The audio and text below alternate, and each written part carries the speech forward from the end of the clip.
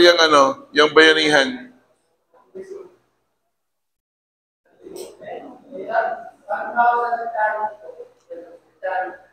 Charity, hindi ako naniniwala doon. Kasi sa charity kasi minsan tumutulong lang tayo dahil um, sikat, may video, mapopost. Pero kasi nung araw, yung bayanihan na yan, walang bayad, walang talagang kusang loob na ginagawa ng mga Pilipino.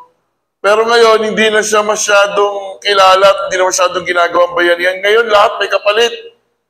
Tutulong yung kapwa mo, may kapalit. Otherwise, utang na loob yun. Tatanawin nyo na utang na loob. Or may kapalit. Hindi ka tulad ng araw, walang kapalit. Ngayon, meron na. Kaya yung bayanihan sa Pilipinas, hindi na siya masyadong bahagi ng normal na takbo ng kultura natin. No? Isa yan sa mga nawawala na. Kaya nakakalungkot. Pero swerte mo kung makakita ka ng isang Pilipino na handang tumulong na walang hinihintay na kapalit. Na talagang kung ano man yun na itulong niya, hindi niya ipopost sa social media. Hindi yung tutulong, naka-video. Diba? Naka-content. Diba? O guys, nga pala guys, nagpakain tayo dito guys. So, mga bata, kawawa naman. Mga Jollibee guys yung binili natin. Diba? Ibig sabihin, nagpaparami ka lang ng followers para kumita ka sa content mo, di ba? Sige, continue.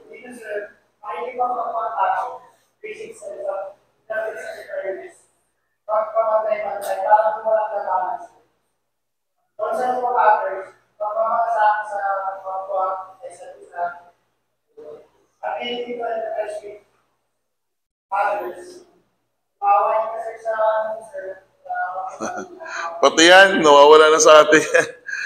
Pagkapwa-tao, isa na yan sa thing of the past. Kasi yung basic sense of justice and fairness, ngayon kasi kompetensya na tayo eh. Tayong mga Pilipino, minsan kinakalaban na natin kapwa Pilipino natin. Kaya yung term na yung pagkapwa-tao, hindi na siya masyadong nararamdaman sa panahon natin. Maraming Pilipino ngayon na masyadong makasarili. Wala na silang magkakamag-anak ka, nag-aaway eh, di ba? Lalo na pag lupa pinag-uusapan. Di ba? Kapatid sa kapatid, di ba? Ha? Oh, di ba? Grabe, magkakamag-anak, nag-aaway-aaway ngayon. And then yung ability to empathize with others. Sa atin kasi ngayon, nababalot na tayo ng social media eh. Lahat ng empathize na nakikita natin, parang bahagi lang ng isang content para lang dumami yung followers. Pero bihirang-bihira mga tao ngayon na kayang maki-empathize sa ibang tao na walang video. Diba? Bihirang-bihira yun. Sige, continue.